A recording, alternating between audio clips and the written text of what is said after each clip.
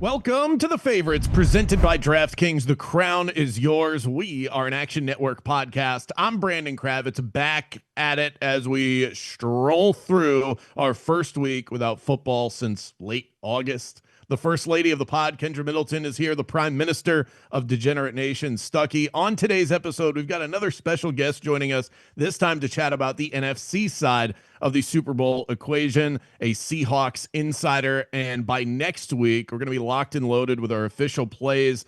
I have already made 7 bets for Super Bowl 60. My card is filling up. Stuckey, how is your sheet looking the week prior? I still have to go through props. I did my first go through.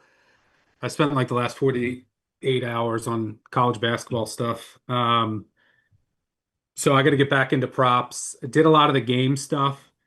Really, I can't wait to talk about the game next week and the X's and O's. And there are so many fascinating angles that I just keep uncovering. And a lot of it's just, what is McDonald going to do?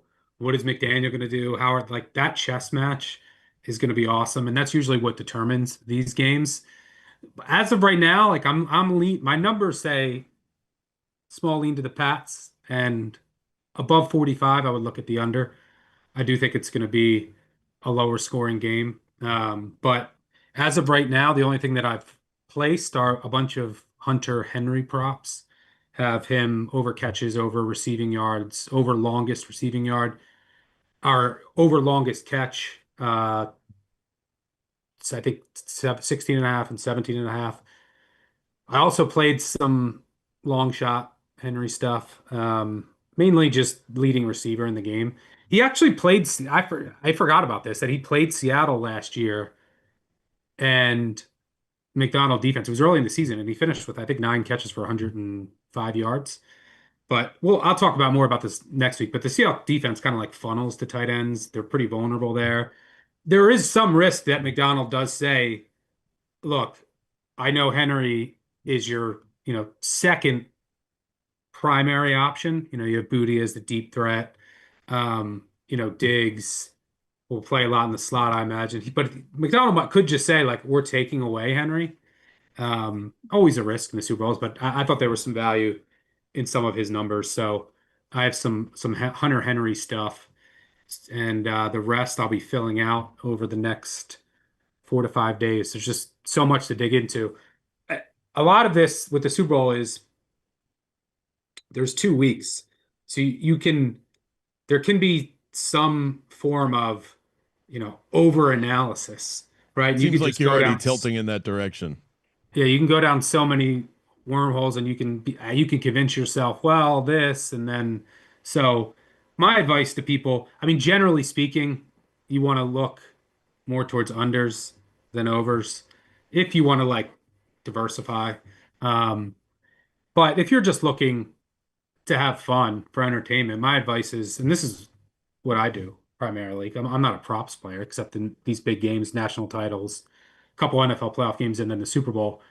Target a guy or two that you like because of a matchup, and as a horse or two, and then just ride them a couple different ways in the prop market. Take some long shot flyers. That's my advice if you want to do it recreationally. So, but yeah, we'll have much more next week. That's what I'll be spending part of my next 5 days on. So I have, I think if we do a plant the flag next week, which I'm sure we will, it's going to be on this first. Did someone ask you for your plays? I'm kidding. Ouch. I feel like I got stabbed. No, what do you got? What do you got? So you got first 7 so far? What? I know you got Halani. Halani over 1.5 receptions. I also parlayed that with a Kenneth Walker touchdown for the fun of it. Demario Douglas under 11.5 receiving yards. First quarter under 8.5. My God, is this trend strong with teams just completely tightening up early on in games. You got 2 of the best defenses in the league. So unofficial. There's 9.5 in market too, but that I used to bet that every year Evan can confirm, I think. It used to always be 10 and a half. Well, it depends on the total, obviously, but with a total in this range, you would be able to get 10, 10 and a half. But yeah, I mean, if you go back historically in Super Bowls, it's usually like 3-0, 7-0, 0-0. There's a lot of feeling out. There's a lot of, but the market catches up to these things. There's a lot of, and I can see that this specifically in this game, right? You have Sam Darnold who can be turnover prone, and you have the Seahawks defense. You have Drake May, who has been turnover prone with fumbles, shaky offensive line. They might want to protect him early, see what the Seahawks offense has got. So there's a little bit of like, hey, let's now this they maybe they just throw caution to the wind and come out guns a-blazing. But in the past, if this is how teams would approach it with this in this specific scenario, I could see both just playing it a little close to the vest early on, and this game starting pretty slow. So if you like the over, I'm not gonna tell you not to bet the over pregame, but maybe take a piece off and wait to see if you can also add a better position live because I do think that this game could start slow and then potentially open up later. And then if one team has to play catch up, that's when the turnovers could come into play. So this is where you were really laughing at me. Kendra's already given me shit for this. The coffee was really hitting yesterday. I bet the Falcons to win next year's Super Bowl. That's how in the weeds we got 75-1. So thank you for the call out, Kendra. You With immediately what started that. quarterback, bro? How did you go from breaking down the game to betting the Falcons? So I think it was the Todd Monken hire. I think that this would be the most Browns thing ever to let Kevin Stefanski go, bring in a head coach that nobody else was trying to hire, Horrible. and then he goes to Atlanta, who at the tail end of the season, one of the hottest teams in the league. Thank God for all these other NFC teams. They didn't make it into the playoffs.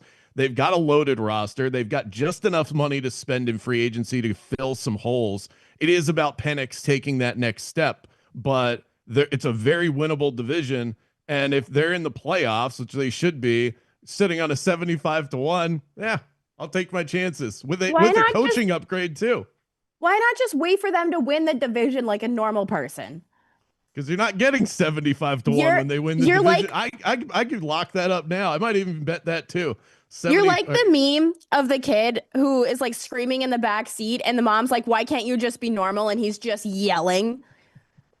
That's my plant the flag for Super Bowl 60 is Falcons Super Bowl 61. I don't mind it as a long shot. I think Penix, I mean, he has to become more consistent and more He accurate. doesn't have an ACL left. Yeah, that I was gonna say that's my concern. Yeah. Is all of his injuries. He should be they say he's gonna be ready by the start of the season, I believe. But They should yeah, give the kid a prosthetic leg. that's He is a professional rehabber for ACL injuries, so he knows the until his deal. next one. It's like me. I have ripped this ear in half so many times. I don't have enough cartilage for them to sew it back together, so I just permanently have a Pac-Man ear. That's going to be his What? ACL next year. Wait, what is going on with your head? What? Wait, you Why? can't hold on. Let me see if I can get close enough. How is this? What? Oh my God! I can feel the My Michael YouTube Penix views. ear right here. The YouTube views just got steamed. Do you want to explain that to us, or should we just move on? No, I've ripped it so many times in sports. I don't have enough cartilage left for them to fix it. That's All right. literally going to be his ACL. All right, Jack Youngblood. That's pretty badass. All right, Stuckey, you have a random question for us this week? Yeah, all right. You got to think this. You have to answer very quick. Do you have a pen and paper or I can, on your yeah, I can put it phone? in my notes app. Yeah, put it in your notes app. All right, so you got to answer just right because you both can't shout out the answer. So I want you to write down in your phone or wherever what first comes to mind because you're going to be in a panicked state, and you have to decide right away. Your house.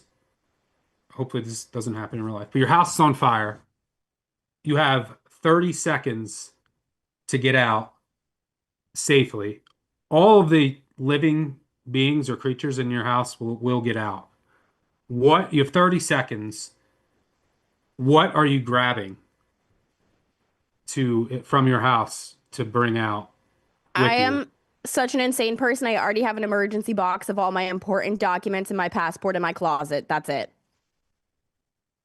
Nothing else? I get 3 items, you said? Well, just Well, whatever you my can. You have 30 Oh, seconds. So okay. like, if my pets are fine, I'm gonna grab that emergency box and probably my laptop.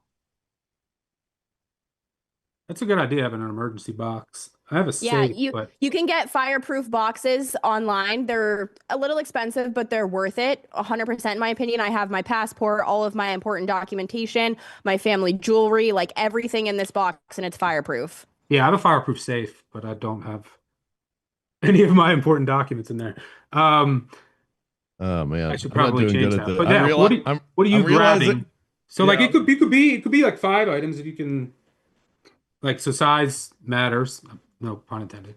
Like whatever you can grab in 30 seconds and get out. What did you first think of? And you can't, like, this is a split second. That's why I wanted you to just right away think. Is there something sentimental? Is there something super valuable in your house? Maybe I'm just trying to find out so I can rob your house. But what what came to mind?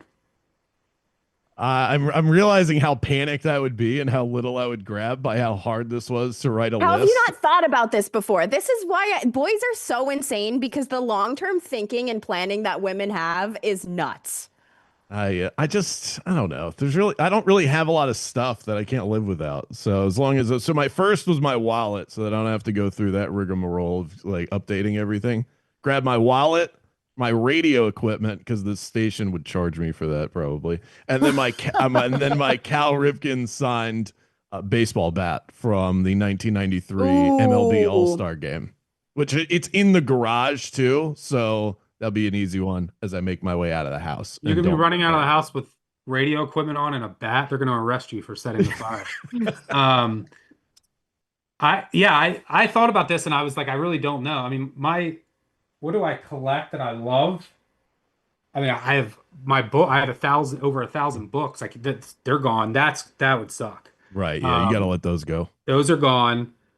My bar I had a huge bar like liquor collection, Stuckey's bourbon. house is just a bomb. They're gone. Like, so definitely we got I thought I said I've got my passport, my laptop, wallet, and uh oh, I'm gonna look like a crazy person too. I have I'll get this right here. Oh, we get props on today's episode. Oh wow, we're getting. You guys didn't know that Super Bowl is going to be. I have a sword? sword this is from my great grandfather who was in uh the Swiss Guard. And you talked about him having a bat? Yeah, and I'm coming out with a sword. Yeah, your ass is definitely going to jail. So The maybe I'll passport grab and the that. sword, he's on the run. But I don't In like. Kentucky, that's probably pretty normal. But I don't have. Yeah, I don't have like a sentimental thing that I would have to grab. So yeah, it was. Yeah, It mine was a wouldn't tough hit me question. until like 10 years down the road. I'd be like, oh shit, I should have grabbed that thing when my Yeah. house burned down. I think that this That's is it. everyone's lesson. Go online right now and order yourself a fireproof box. If you've learned anything from anybody today, there you go. Evan, do you have anything that you were like, I got to get this? I have some clay from Roland Garros that I think I would probably grab. Like I have some items on my desk that are valuable to me. Like I have some water from like some canal, like, just stuff when I've traveled. And I've got like a memorabilia like From the box. Taylor Swift rain show. Yes, perfect. Yes, but I think it's like more of a memorabilia thing. Like I have a bunch of items like that. I also have a Paul LaDuca bobblehead that would probably have to come with me. Paul LaDuca. Wow. Throwback to early action days. I picture Evan standing outside of his burning apartment just holding a cup. Like, I got my water, so we're good. And my clay. And my clay. Yes, exactly. Oh, we're all Question, okay. Stock. That was great. That was great. In honor of Super Bowl 60, we are giving you $60 off of Action Pro. And we're going to be dropping more picks leading up to the Super Bowl with Action Pro. You can get real-time alerts when Stuckey, Chris Raybon, Sean Kerner, all of the action experts release picks. So you don't have to wait 30 minutes when the line might move very quickly. All that plus real money and bet percentages, access to our pro player prop projections, and more. That's $60 off for Super Bowl 60. Head to actionnetwork.com/pro right now to go take advantage of that. Still to come, we're talking Seattle Seahawks, a deep dive. But first, a word about DraftKings from the First Lady. The Favorites podcast has teamed up with DraftKings Sportsbook, where new customers can bet $5 and get $300 back in bonus bets if your bet wins. The next great touchdown is coming, and you can bet on it. DraftKings Sportsbook is the best place to bet touchdowns. To get started, use promo code FAVORITES when signing up with DraftKings. Again, use code FAVORITES when signing up and bet $5 to get $300 back in bonus bets if your bet wins. The crown is yours. Seattle back in the Super Bowl for the first time since 2015. They're the favorites. The line parked at -4.5. What can we expect? What do we need to know? Let's find out from our Seattle source. Nick Lee is at Nick Lee 51 on the Bird app. He's the Birdman on the Bird app, contributor for Emerald City Spectrum and the Locked On Seahawks podcast. Nick, thanks for taking some time to chat with us so that we can dig in to the NFC side of the equation. I'm truly honored to be here. Thanks, guys. When you reached out, I couldn't have been happier. I've been really looking forward to this. I love what you guys do. So I will thank you for flattering us. You didn't have to say that. I will start with this. Let's talk about the most important position of all. Your squad let Geno Smith walk. They signed Sam Darnold to that 3-year, $100 million contract. What was your opinion on that at the time? And how does that compare to how you feel about it now as we inch closer to Super Bowl Sunday? Well, to move on from Geno at the time felt okay, just because there seemed to have been some sort of souring on Geno, and mutual. There's a contract dispute, and the sides weren't seeing eye to eye, and I'm not sure how much him and Mike McDonald really truly saw eye to eye, because he was more of a Pete Carroll guy, because Pete Carroll brought him in and had that 2022 season. So the moving on from Geno made sense. But of course, with the roster the Seahawks had, you're wondering, okay, who's going to come in and maybe help the Seahawks compete, because this is not a rebuilding roster. And the signing of Sam Darnold after the Minnesota season, of course, we all know how it ended, but it gave me hope, actually, which is weird, because most people are like, oh, yeah, they move on from Geno Smith, you sign Sam Darnold, I have more hope now. That's kind of how I felt, but that wasn't the prevailing narrative. But I also saw what happened when the Seahawks moved on from Russell Wilson, where that was painful. But I think in the end that has moved to being a positive, of course, with everything else going on. So it basically comes down to, I had faith in John Schneider and this front office. And if they saw a need to move on from Geno and sign Sam Darnold, they've basically at this point, they've earned our trust. And I would say that's worked out pretty okay. I think the best organizations in sports are ones that just earn the trust of their fans when they're able to make big moves and they don't get a big backlash from it because it's worked out in the past. Now, I've done a lot of work on the running back situation going up against New England, because the Pats' run defense is stiff. It'll be the stiffest run defense that Seattle has gone up against so far in the playoffs, which isn't the highest bar to cross at this point. But the team was able to get by without Zach Charbonnet in the NFC Championship game. Throughout the season, it was pretty much an even split. It was Charbonnet, it was Kenneth Walker. Now it's all on KW3. Is this where his absence is missed, or do you think they're going to be able to get by without him just fine, because it's a one-game sample? We're not talking about trying to get by without the tandem over a 1 or 2 month stretch. George Olani disrespect, by the way. I'm betting Olani props, but he is not Zach Charbonnet. Yeah, that's true, and a good point, Stuckey. Yeah, that George Holani caught, I think it was 23 yards receiving in the championship game. Yeah, like you said, this is a one-game sample. I think that could be a bit overblown. In fact, I think the fact that Zach Charbonnet did spell Ken Walker more during the year, and it was more of a split. I think that's going to prove well when because they've really handed the keys to Ken Walker and say, all right, go get him, kid. This is yours. And, earn a few dollars as well because he's a pending free agent. So I think with it just being basically 2 games with the championship game and the Super Bowl, a week off as well, that part is a little overblown, I think, is because he's been spared most of the season. So the tread is still on the tires a little bit just because that split with Charbonnet was there all season long. And now you can kind of take the bubble wrap off because there's no tomorrow after the Super Bowl. This is it. And you can ride him for 25 plus touches, I think. And he's shown in the past, his rookie year, he was a workhorse and, flirted with Offensive Rookie of the Year. And he's fought injuries since then, but he's been very healthy this year. And part of that, again, is due to the split with Charbonnet. So, in a weird way, the split with Charbonnet still is benefiting the Seahawks because Ken Walker has more tread on the tires and in the Super Bowl than maybe if he spent all year as the workhorse. And yeah, George Holani, I think another week of getting comfortable in that third down, extra back spot will help as well. But overall, I think that the split benefits Ken Walker throughout the year, and now he's fresher than he would have been in just for 1 game left. Somebody on this show had to bring this up with the big conversation surrounding the Patriots this season, not just up here, but nationally, has been the easy schedule they've played and the path they had to get where they are. Obviously, all you can do is play the schedule in front of you, but no team has ever won a championship without some sort of luck. Do you think the Seahawks being more battle tested in this scenario helps them? Obviously, they might be a little bit more injured just because of the defenses and the gauntlet that they kind of went through this year, or do you think that it hurts them? It's a great question, Kendra, because I'm not going to subscribe to the whole easy schedule thing. It's the NFL. This isn't Alabama. This isn't, Indiana's non-conference schedule. This is the NFL. And short of the Raiders, maybe. Everyone else is they're full of professional football players. And yes, while the Seahawks, I think they're 9-2 when facing a team with a winning record, counting playoffs, and the Patriots are 5-2.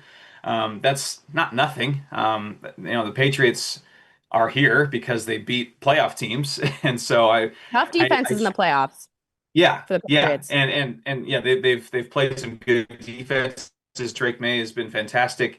The Broncos were no joke. I know the weather was kind of a weird thing, and people were going to say, "Oh yeah, the Patriots benefited from that with the second half blizzard." But I mean, the Broncos were playing in the same blizzard. The Patriots were playing in the same blizzard, and and Mike Vrabel just seemed to have those guys prepped a little bit better. But as far as being battle tested, yes, there's a balance, I think, between being battle tested and being fatigued. Because the Seahawks, yeah, you're right, went through an absolute gauntlet. We're talking in the last 5 weeks, the 49ers twice, the Rams twice, and throw in the Panthers, who were feisty and made the playoffs. And so that was quite a run. And while I think maybe there's a bit of fatigue, but I do think if this game is close late in the Super Bowl, that experience I think will prove beneficial. Like, Mike McDonald's like, hey, we've been here before. We've had to stop Matthew Stafford trying to win the game against us. We've been there, done that. We've stymied Kyle Shanahan when he's trying to win the #1 seed in the NFC and trying to win a playoff game. So yeah, I think there's a balance to it. And I do think it would benefit the Seahawks in the end, but I'm definitely going to go short of saying the Patriots are lucky to be here or have any sort of, cupcake schedule because this is the NFL. There's no such thing. This is a gambling show at the end of the day, and everybody wants an anytime touchdown scorer for the Super Bowl, and Christian Gonzalez is going to have his hands full with JSN, so I'm looking probably elsewhere for a little bit of a bigger payout. Cooper Kupp hasn't been the Rams version of himself this season, still had some big clutch plays, currently plus 250 for an anytime over on DraftKings. What do you think about taking a shot at him, considering, I don't want to say the inconsistency, I literally have quotes around inconsistency and him in my notes, but what do you think about that as kind of a longer shot play just for people who are looking for a little bit of action in this game?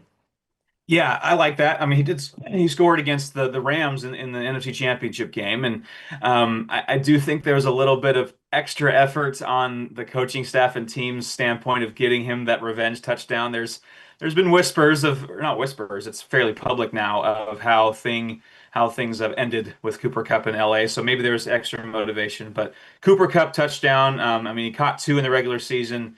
He had almost 600 receiving yards, so he wasn't nothing in in the regular season. And I think the misconception is that it's JSN and nobody else. And Jackson Smith and Jigba is probably going to win Offensive Player of the Year, but that does not mean that the Seahawks have had nobody else. Another one I would watch for, in fact, I was looking at like sleeper Super Bowl MVPs, and I think I saw Rashid Shaheed at plus 5,000.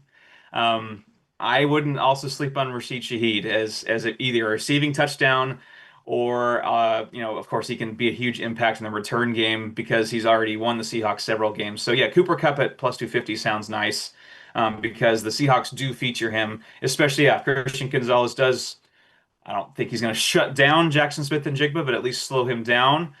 The Seahawks have proven they can use the options elsewhere. Rashid Shaheed had a 50-plus yard reception against the Rams last week. So, yeah, Cooper Kupp and Rashid Shaheed are ones to watch. And A.J. Barner has been a nice option at tight end, too. Yeah, there's also a chance that the Patriots, I don't know if they take a page from the Belichick book and just say, we're going to take away JSN, right? So you have Gonzalez, or you have another corner and a safety and basically just double him and then put Gonzalez on another receiver and then just say anyone else beat us, which could open up some opportunities for others. But I want to turn to the other side of the ball and talk about this dominant Seattle defense. I'm a Ravens fan, so I get very upset watching the Seahawks, knowing My that condolences. Thank you. McDonald go. And then somehow you were able to find the West Coast version of Kyle Hamilton and Eamon Moore, who just makes that defense, unlocks everything for that defense schematically. But when I look at this Seattle defense, which was, I can't even put into words how good they were this year. There was basically three performances that, they got, and it was the Baker Mayfield game and then two games against the Rams. Is there one area on the defense, you can take this one of two ways, that either A, concerns you a bit, or B, if this guy, like an underrated piece, if this is hitting or this is working, then I'm fully confident in the defense. It also could just be, I think this is maybe a vulnerable area or a vulnerable guy that sometimes he kind of slips, and that's what I'm worried about. So curious to get your thoughts there on a potential holes on the defense. Well, I tweeted out in the three games against the Rams, they are averaging 28.3 points allowed per game and over 460 yards per game in the three games against the Rams. Against everybody else, 15 points per game, 260 yards per game. And that includes the Bucs game that you mentioned. And I'm gonna throw that one out because the Seahawks were down literally half their Both defense. injuries in the second area. Yeah, so I've kind of disregarded that one all year. It's like the Seahawks are elite, and I'm gonna just discard the Bucs game because, of course, Baker Mayfield, and that's when they were cooking in Tampa. But also, yeah, the Seahawks, that was their one really bad injury week. And with the Rams, I think I said this last week on the show. I think that's more of a Sean McVay, Matthew Stafford thing than it is a Seahawks defense vulnerability thing. I think those two are a Hall of Fame combo.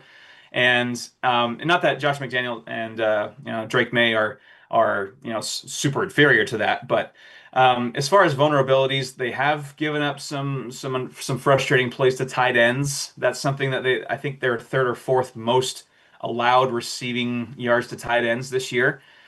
So that's one area to look at. But other than that, if they're healthy and they're not playing Matthew Stafford and Sean McVay, they've been pretty darn dominant. And Nikki Minwari is the all-time just like queen on the chessboard, the all-time antidote to any venom that the offense can bring. So if the Seahawks are healthy and not playing Sean McVay and Matthew Stafford, they have been really, really hard to beat. And without crazy big holes, I think, yeah, tight ends. They can give up a few third downs that are frustrating. As long as Reek Woolen keeps his mouth shut on the opposing sidelines, maybe we can avoid that again. I'd like to think that's a very well earned lesson from Reek Woolen. So I don't see any major deficiencies in this defense. It's nice that they're pretty good at everything. They may not. The run defense is, I think, their best feature, and maybe the pass rush isn't there in like huge gaudy sack numbers. But they're not bad at anything. Yeah, they don't, and they're not like blitzing a ton, so they always have so much coverage and disguised. And yeah, I mean, when breaking them down, I don't see any weaknesses. And then you give McDonald 2 weeks to prepare. It's a scary thought. The only thing that I did, the tight ends, I targeted some Hunter Henry props. I do think part of that is the Seahawks let that happen, right? Like they kind of, you can get your small completions to tight ends. We're going to make you work all the way down the field and not give up any explosives. So I think part of that is like they're funneling some stuff to tight ends, and Henry might be able to capitalize. But the only thing, I tried to find holes in this defense, and the only thing I could find is you go to the Rams game, it's just, and this will beat any elite defense, it's just completely elite play calling and an elite quarterback play. Like, just Stafford has to make crazy throws, and that's what May's going to have to do in order to consistently move the ball. And he's going to have to do it over and over again without making mistakes against a defense that can score on its own. So, yeah, I'm jealous that you got to watch them all year and get to watch them one more time. Yeah, and it's one of those where the Seahawks are really good at just making you go down the field, like you said, and they do not give up explosive plays. And if you can mount a 14, 15 play touchdown drive, just tip your hat. Like that's what the Seahawks can do. And in the red zone, they really tighten up in the red zone. So yeah, thank you for Mike McDonald and in Baltimore, because we are extremely happy to have him, and no take backsies. 1 year too late. He could have been our head. I mean, if this all happened last year, he would have been the head coach of the Ravens, and we would have been in good shape for years. But sometimes it's the way it breaks. It would have been a phenomenal candidate for you guys with the vacancy, but yeah, unfortunately didn't break that way.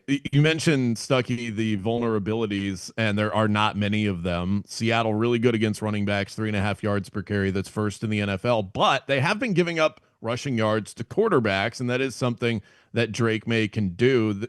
5 yards per carry, that's 29th in the NFL. If you were advising those that were looking into the props market, do you think that perhaps looking the way of Drake May rushing, shoulder injury, Seattle giving up rushing yards to quarterbacks, that we're talking about that funnel of what they'll let you do, could that be one of those things that Seattle's okay if Drake May tries to win this game by himself? Yeah, I think that that's fair. They've faced a few mobile quarterbacks this year. One, I know that I consider Drake May on a different plane than Kyler Murray, but the Seahawks have done a really good job containing Kyler Murray when Murray was healthy. So I know they're obviously a different player, but so Kyler Murray is one that they did a pretty good job of maintaining in the pocket, and the one that really gave him fits actually is Cam Ward. Cam Ward played a fantastic game against the Seahawks, and so maybe that's something of a blueprint that the Patriots can work with. And again, probably different players profile-wise with May and Cam Ward, but that was one of the angriest games I've been after a Seahawks win. Like, God, I mean, it's the Titans. Come on, Didn't the Cam Titans Ward was cover in balling that out. game? I mean, credit to Yeah, they him. did. Yeah, He they needs some did. help. He's going to be the Titans might be a problem very soon with his talent. But yeah, that's something again, like Stuckey mentioned, that might be something the Seahawks are okay with. Like, all right, that is the only way that you can beat us, and we're going to bet on Drake May not being able to do that for a full 4 quarters, is what Mike McDonald and the defense might be saying. That number is sitting at 37.5, by the way, as far as the rushing prop, if you want to take the over on May. It's opened at 29.5. So just know that at the moment, if you bet into it, you're not getting the best of the number, but it still could be an angle given what Seattle's going to let them do. Go ahead, Kendra. I was going to say that number hasn't moved since Tuesday either, which I think maybe means it's probably going to stay there. I feel like it's beating a dead horse to say whoever wins the turnover battle is going to win this game, but I'm very much in the camp that there will be an interception thrown in this game. Drake May obviously had more of a fumbling problem in the postseason this year, but we all know Sam Darnold, the meme of him seeing ghosts. I asked our Patriots guest, Alex Barth, earlier this week who he thinks is more likely to throw an interception in this game. So currently, Sam Darnold -136 to throw a pick, May -144. What do you think about those numbers, and who do you think is more likely to turn the ball over in this game, interception-wise? I could see a scenario where both do. I know that's not the answer that everyone wants to hear. Yeah, the stigma with Sam Darnold is the turnovers. However, Seahawks have not turned it over in 3 straight games, and 3 straight very important games. The game going back to the first game against the Niners, the battle against the number 1, or I should say second game of the regular season, Week 18 game. Going back from there to the 2 playoff games, the Seahawks have gone turnover free. So Sam Darnold played one of the games of his life, the game of his life in the championship game. So, and the Seahawks defense certainly is bloodthirsty. They are just rearing for turnovers. So I would probably say if I had to pick one, twisting my arm, Drake May, just because of the matchups with the defense. But I could see a scenario if there, I don't know if there's a prop for both quarterbacks throwing at least one. You I would parlay go for it. that one. Yeah, I would certainly go with that one because both defenses do have talent abound, and so I would go with both of them maybe. But if I had to pick one, I just like the matchup with the Seahawks defense against Drake May just a touch better, especially with how Sam Darnold's played lately. Plus 190 the price on that, by the way, if you want to parlay the two. Pocket. There you go. Yeah, going back to the rushing prop, it's one of the most fascinating. This is of every Super Bowl, but especially this one with McDonald. Like, it were 2 weeks. What is he going to say he wants to take away for the Patriots? Like, maybe he says, I know Hunter Henry's their second option. I'm going to make sure we take him away because I don't trust their other receivers. What's the man zone split? I can't wait for all of that stuff. But let me ask you this, going back to Sam Darnold, as a Seahawks fan, has he won you completely over, or do you still kind of sit anxiously being like, all right, Sam, don't turn it over this drive? And are you still a little worried in the back of your head? Admittedly, throughout the season, when Sam Darnold just does a straight back, drop back pass, there's a little bit of puckering, like, here we go. But that's that has gone away. I will say for me, and I can't speak for every fan. Every fan's a little different, of course, but the game against the Rams he had. I mean, and like I said last week on our show, like if there was a game where he was going to melt down, it was a game against the Rams, a team that's had his number. And in the brightest lights you can pretty much get in the NFC Championship game in your home building, it is an absolute electric atmosphere. Rams are pretty talented defense, and he stared that right in the eyes and said, "It's my turn."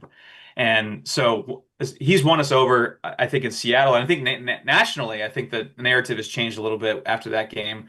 Now, he's never really I've always called him a breath of fresh air since he's come here because there was some things with Geno Smith where it's like, how well liked is he in the locker room, and with the media relationship. Sam Darnold is an absolute Boy Scout the entire time. He is such a guy's guy. He's such a great teammate. He considers himself one of the guys. He doesn't ask for his own office or anything like that. He is just one of the football players in the locker room. That's how he views himself. He is very humble. Guys play hard for Sam Darnold and both sides of the ball. You saw Ernest Jones going to bats with an expletive-filled rant after the Rams loss, and then doubling down on it when they beat the Rams last week. That this team believes in Sam Darnold, and I think that's really all that matters. Yeah, the one thing, I don't know much, but the one thing I do know, one game, social media, if the Patriots win, Sam Darnold is seeing ghosts, will never get it done. If the Seahawks win, Drake May is a schedule merchant. That's just how it works. But one final question for me, as a Seahawks fan, maybe you're the type of fan that always thinks that you're going to win the Super Bowl. Maybe it built up over the course of the year, or maybe that was there one moment or one game. So how that you started to finally believe like, all right, this team can win the Super Bowl and I think they're going to do it. So was there one moment? Did it build? Did you believe going into the season? Curious like how that worked out for you in your mind. When Puka Nacua stayed in bounds? No. But as far as that moment, we're like, oh, this team's pretty good. I think the second matchup against the Rams. I mean, when I saw the defensively their game against the Vikings, yes, it was Max Brosmer, but that was just like I felt so bad for him. Like it was that bad. As a Seahawks fan, we're all like, oh, Max, I'm so sorry. But that was also so that was the click for me of this defense is Super Bowl worthy. And then going to a couple weeks later when they faced the Rams on Thursday Night Football, and yeah, the defense didn't have a great night, but now all of a sudden the offense is matching blow for blow with Sean McVay. I'm watching the defense get a couple, really, really good games and shut out the Vikings, and then all of a sudden you can match the Rams blow for blow. After that game, that was when it all dawned on the whole city, oh, we can win the division. We can get the number one seed. I don't think it really sank in for the whole city until they had beaten the Rams on Thursday Night Football and all the playoff machines and all the standings. Oh wait, yeah, we can win the one seed. That's pretty cool. That game was really what solidified it for me.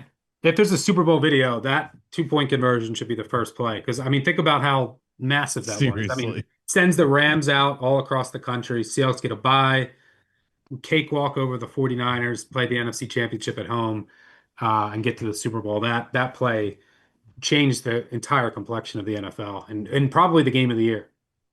I gotta Yeah. say, the weirdest things happen in that end zone. I believe that's the same end zone of the Fail Mary in 2012 against the Packers, the same end zone as the tip against the 49ers in 2013 with Richard Sherman.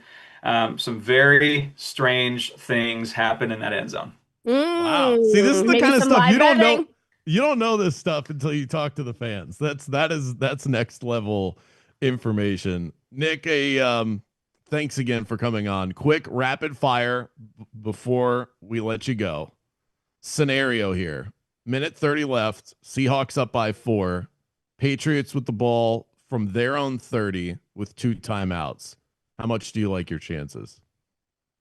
Better than 50-50. I do. I like that. So you see, Seahawks are up by 4. Patriots have the ball. Seahawks are up by 4. 90 seconds left on the clock. They got a couple of timeouts, but they've got to go 70 yards. Got to get in the end zone. Field goal won't do it. I like the field goal won't do it thing.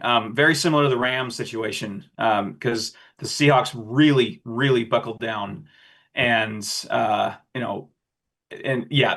Rams got yards and got points, but when it really counted all year, this defense has got it done. So I like my chances there. As a JSN stan, I've got him in a dynasty league. He's right now my favorite player to watch in the NFL. I imagine that there are just JSN jerseys littered all over the city of Seattle. If he were to go off in this game, win Super Bowl MVP, does that put him on the Mount Rushmore of Seattle greats? So I came up with a list. You knock any of these off. Ken Griffey Jr., Marshawn Lynch, Steve Largent, Gary Payton. Would it do anything to that list? Oh, after winning the Super Bowl MVP. Yeah. Whew, that can get dangerous for me back home if I start messing with that list. I mean, how many of those guys won titles? I mean, Marshawn Lynch. I think Marshawn Lynch is fairly untouchable just because won the Super Bowl, beast mode, and just everything he is. He's just a treasure. What he does for the community. Yes, he's an absolute treasure. I mean, if he's a guy that if I could pay to like hug somebody, I would. Marshawn Lynch would be up on my list of people I would love to just hug somehow. How much would you spend on that? Just curious, ballpark figure. We could flirt with it with $100. I'm a meager state government worker, so I don't exactly roll in the dough. I probably wouldn't mess with that list for now with one title and Super Bowl MVP. Now he's on a trajectory with probably winning Offensive Player of the Year. Now we're talking Super Bowl MVP in the resume. I can absolutely see a scenario where when all is said and done, he is on Seattle Mount Rushmore. But I think with how young he is, which is crazy we're even having this conversation, I think we're not quite there just because those are some absolute legends. And I don't want the pitchforks pointed in my direction over here. So not quite. Well, something less divisive. What are your plans for the Super Bowl? Well, actually, that's fun. I have my brother-in-law lives in Wales and is a big Seahawks fan. He's from here, and he is flying out to watch the game with us. So he's going from Wales to London to Seattle and watching the game at our house, and so that's a treat. That's a for long me. flight. So it's a long flight, but it's really fun. It's gonna be really fun to see him. He's a big Seahawks fan. So we just finished our basement in our house, so we're gonna have a whole man cave Super Bowl party. So I'm really looking forward to that. So what a Super Bowl to start that era of our house here with the Seahawks in it and my brother-in-law coming from Wales. So, and of course, what we always do is we do themed foods from each of the Super Bowl participants. That's always been a tradition at my house. So this is whose clam chowder is the best, maybe. I don't know. Lobster rolls. We've got Ivor's clam chowder over here. I've had New England clam chowder. It's fantastic. But yeah, so just a lot of fun. And some I love ulcers, that. probably. Oh, go ahead, Stuck. No, I was just gonna say gut reaction. You don't know the teams who won, but you woke up and I told you the final score was either 38-35 or 10-7, which one would shock you more? 38-35. I was coming here prepared to say I think this is going to be a fairly low scoring game just because the Patriots seem to have found their stride defensively. The Seahawks are one of the best defenses in the league. So I could see this being a filling out field position kind of battle. So lower scoring. 10-7 might be a little extreme. I hope there's no blizzards in Santa Clara, but lower scoring, I think. Yeah, I would agree. Yeah, Final question from me. I am a huge Bad Bunny fan. Are you excited for the halftime show? And if you are, do you have a favorite Bad Bunny song? Ooh, I do like Bad Bunny. I thought him and Happy Gilmore too was absolutely hilarious. By the way, I think that he like stole the show a little bit. I must admit I'm not like I don't know all of his set list so to speak. But Titi Me Preguntó I think is a really good one. I just like Damn, off the well, top rope with that one, Nick. I don't know his set list. Let me just speak Spanish real quick. Nice. I that's another thing I am fluent in Spanish. So I try to part of how I keep it up is I listen to Spanish music. So I don't have all of his songs memorized, but Titi Me Preguntó is a really good one. Go listen to just his most recent album on Spotify and you'll be good to go. It's so good. I'm obsessed with him and I'm so excited. I'm more excited about the halftime show, which is insane to say because I'm such a football girl, but I love him.